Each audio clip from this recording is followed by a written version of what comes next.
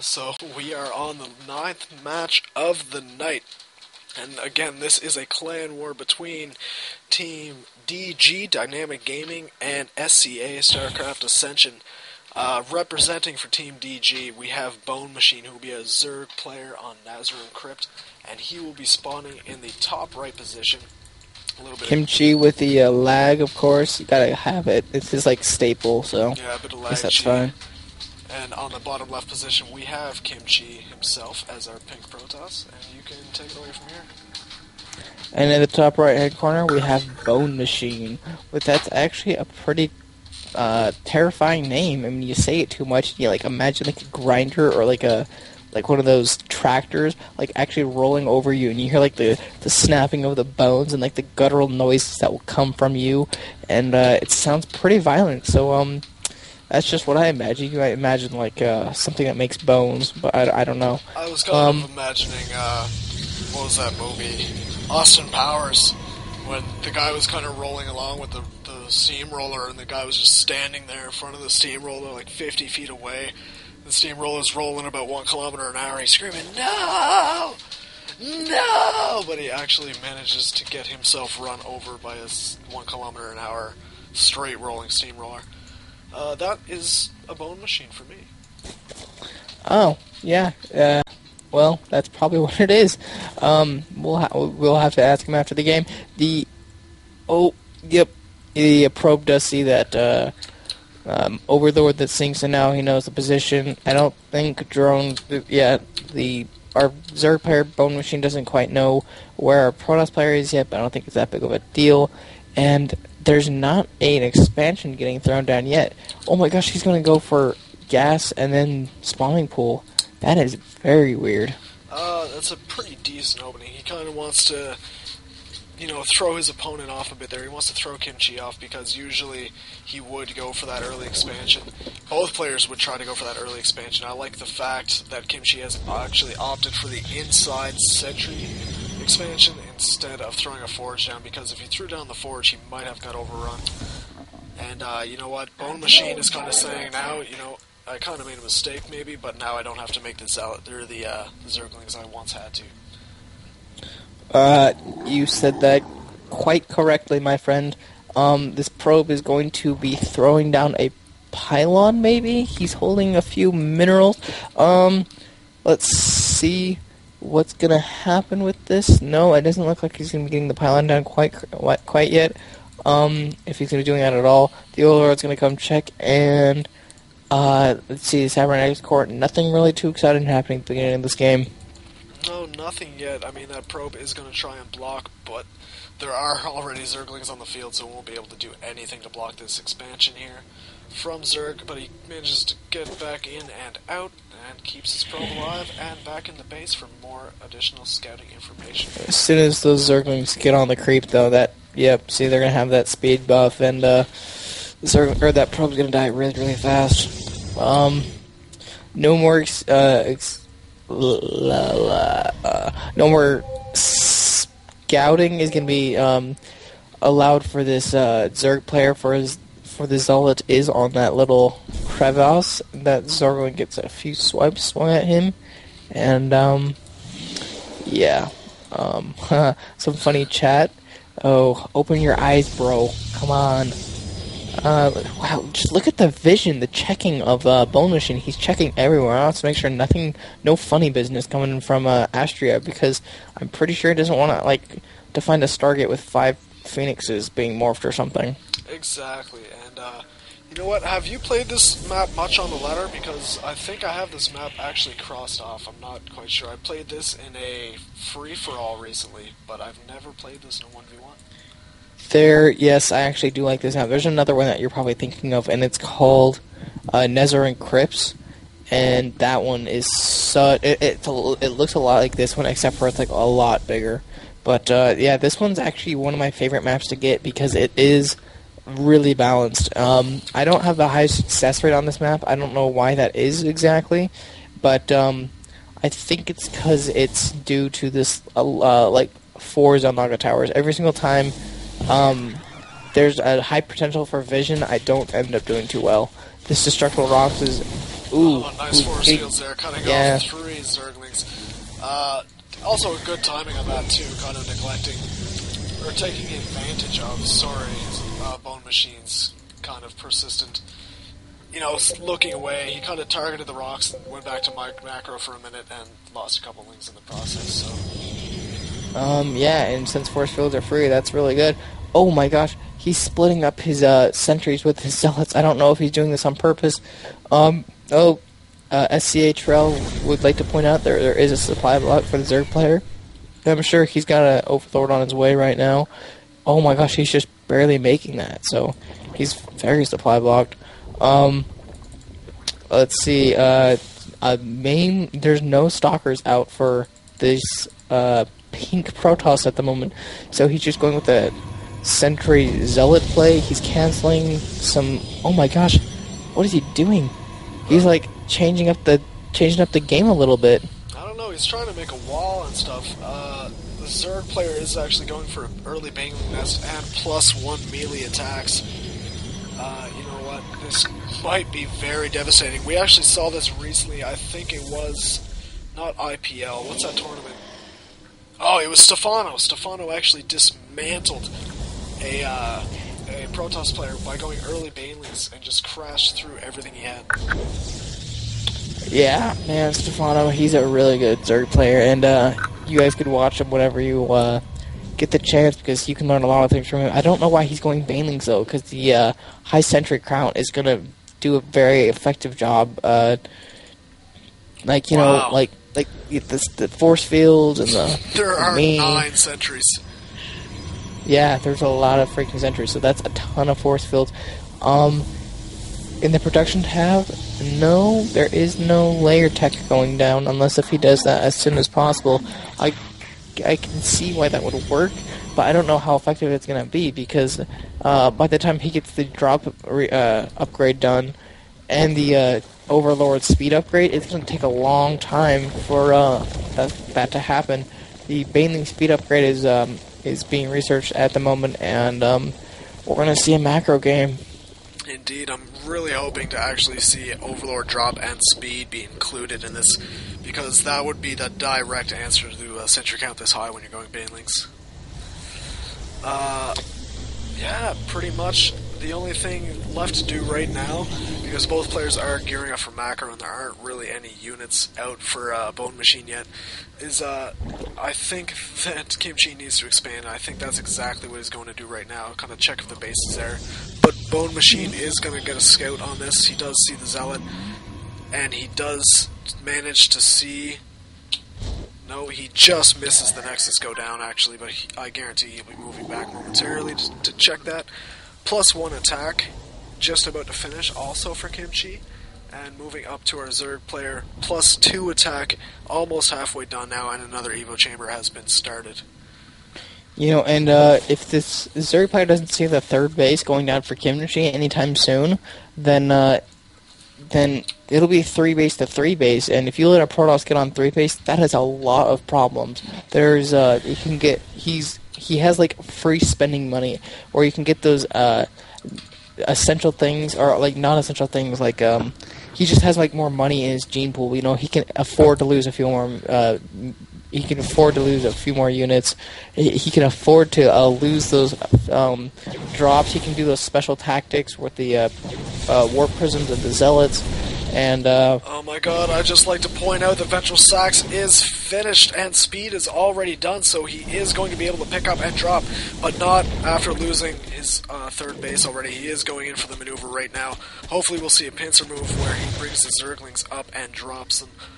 Oh my god, this might be good, but so many force fields. Here it comes. So many force fields. Oh, he's not realizing what's happening right now. He's getting dropped on in all of his forces. All of the sentries almost going down. No additional force fields thrown up. Every single sentry, every unit is going down now. Looking at the loss tab, it is actually pretty even, except for he did lose that third base, and now he's he scouted that third base of the next, or of the Protoss, and these zealots are these Zerglings are gonna clean up this Nexus really quickly. Indeed, I think Stalkers were almost a bad choice there, but he is warping in a bunch of Zealots. Maybe he will have the time to kind of get this, and no, the damage output is actually far too high, and he snipes the third, so it is an eye for an eye, almost in a sense. Wow, and now he's going to try to move in, and no, he's actually going to take that and leave, and, you know, bOneMaCHiNe thinks that's a good enough advantage to move up to a 4-base situation. Yeah, he's doing a double hatch right now, and that's actually really ballsy considering he just got the third base. Usually after someone loses a base, they'll immediately push because even though they know that they're economically behind, they're not army behind quite yet. And so he's going to need to do that. Oh my gosh, and those banelings rolling to do a number on the Protoss army. Jeez, man, that is the number one factor in, like, what is going wrong today for KimChi. But I mean, +1 and +1 is done for KimChi, and I think it's +2 attack for the Zerglings. He's just going for outright baneling damage. This is actually very impressive. I like seeing these baneling drops being used so effectively. The Observer did catch this third base being constructed, but I don't think KimChi knows about the fourth base being constructed. Let me see. Nope, he has no idea the fourth base is being constructed, and he has no plans to go check that. So if bOneMaCHiNe can get this fourth base and third base up and running for a long period of time, he'll win in the macro game and simply come and crush. Oh, that Observer is go. Oh no, it stopped. Yeah, and also I'd like to point out that this is almost indicative. You can see the amount of Zerglings he's making. I think this right here is going to be the end of the baneling supply. As the infestors are about to pop, we're seeing pathogen glands coming out now for the infestors just finishing up. Ground carapace +1. The Spire is out, moving up to Hive Tech. We might see Broodlords pretty soon here. Yep, third base is going down for the Protoss player. bOneMaCHiNe sees that, acknowledges that, and the fourth base for bOneMaCHiNe is going to go down without a fight. Almost without a fight. Yeah, he's actually not bringing those banelings. He's going directly for a counterattack, and what does KimChi have to defend this? He has nothing back at home. In fact, he can actually cancel that base and get away with all the minerals, just about all the minerals that he needs. The Queen actually survives? That's pretty surprising. Is he going to get the cancel off is the question. And he doesn't. Not. He loses that Nexus. Oh my God, I don't know what he was looking at right there. He probably thought he could save it, but you know what? It would have been good if he canceled. It would have definitely been a good lure to kind of throw away all the units of bOneMaCHiNe, but you know what? He kind of just gave it away there. And now he's down an extra 400, but what do we have in production here? We have 4 Corruptors, Hive just about to finish, so we are going to see Broodlords. And look at the amount of money for both players right now. Resource-wise, 100 minerals for bOneMaCHiNe, about 400 for KimChi, and as income, we have 53 workers for bOneMaCHiNe, 55 for KimChi, and the income is actually higher in KimChi's favor. Wait, sorry to interrupt you, but here comes the banelings, and the Protoss player wisely pulls back. bOneMaCHiNe does not want to waste those banelings. He doesn't have that much of a force. He only has Zerglings, banelings, and an Overlord, and a few Corruptors and Infestors, but that's not enough to take care of 5 Colossus now.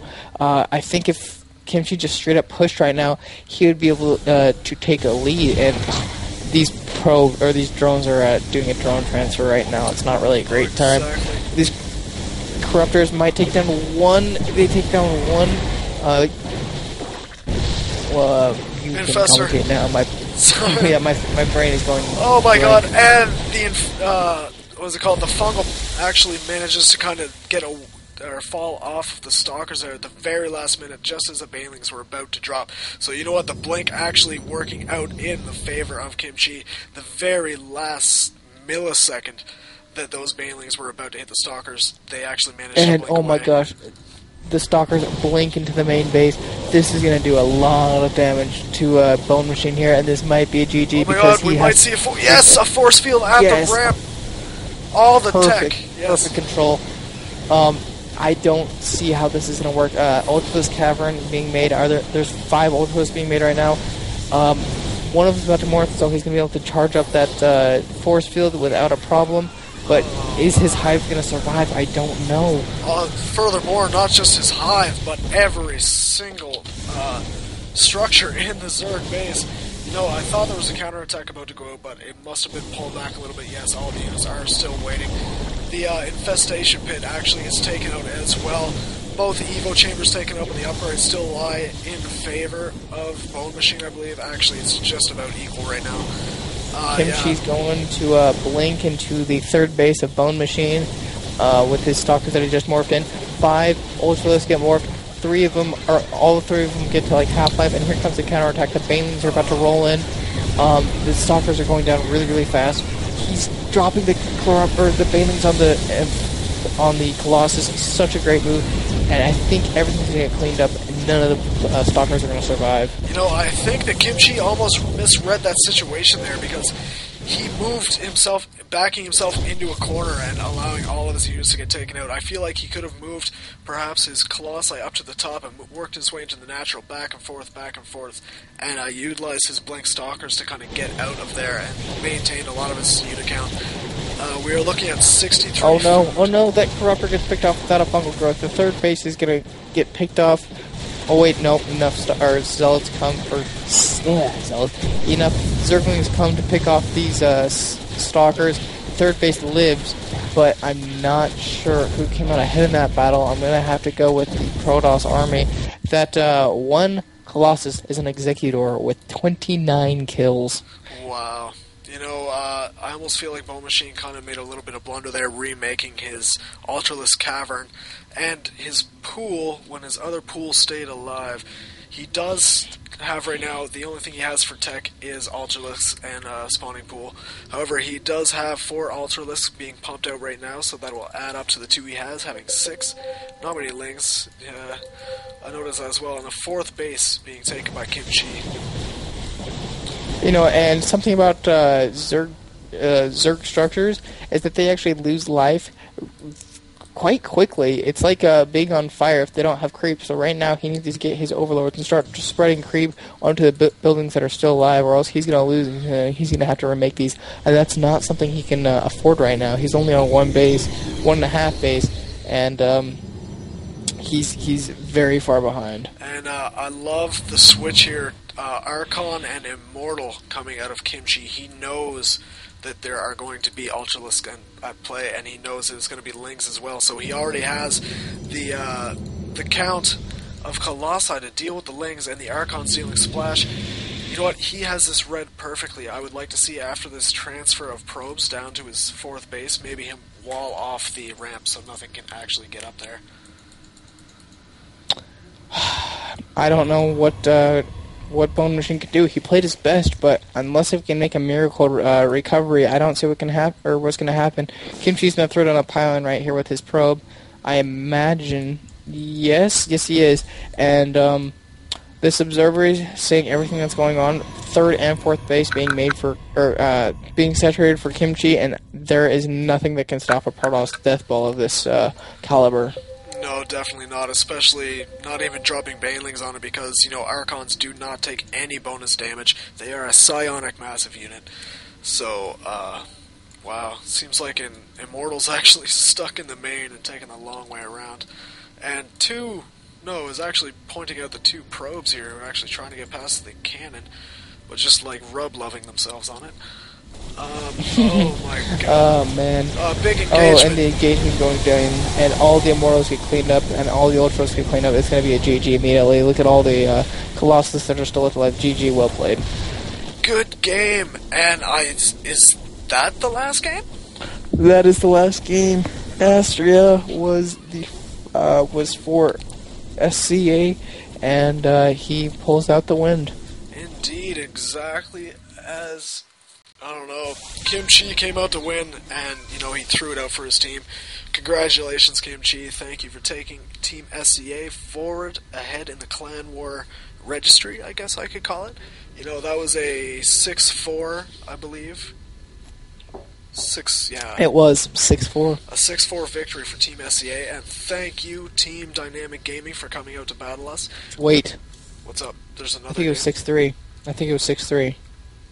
Let me scroll up a bit here. Because, yeah, there was 9 games. And it was... Yep, it was... Oh, wow, it's 6-3, so not 6-4. Yep. Still, same old good game, you guys. Thanks for coming out. We appreciate Lots you of guys challenging Team Yep. SEA. Lots of GGs being thrown out in the chat channel. Such well-mannered players, and I'm proud of every single player in this tournament. Indeed, I'm very amazed by all the games we've actually seen. They're very entertaining. I'm going to throw it out that they will be up on the YouTube channel. I can't talk and type at the same time. They will be up on the YouTube channel. And I think I'm going to head out of here. Thank you guys for watching this stream, and I think that's all. Okay. Alright, cool. Take care, and thank you guys. Alright. See you, Broody. Thank you for having me. No problem, man. Have a good sleep, or have a good homework, or whatever you're going to do. Alright. Farewell. Signing out. Peace. And just before I kind of end the cast right now, I am Broody, and I casted tonight with my friend Third Dilemma. We are a new casting team. You can check our YouTube channel out at Raw Starcast, or you can check out his channel at, I believe it's LOLcats26. There he goes. He just put it in the stream. So LAWLKATS26 at hotmail.com is the email if you want to send him replays, and we will cast it and put it on LOLcats26, the YouTube channel. Check me out on owned/Broody, and you can search my name at teamliquid.net. I am also a non-featured streamer on that site. And yeah, just come by, say hello, and give me anything, any kind of respect. Subscribe, say hello, enjoy my chat, have a chat with me. It's all good. And thank you guys. Take care, have a good night, and hope to see you next Clan War.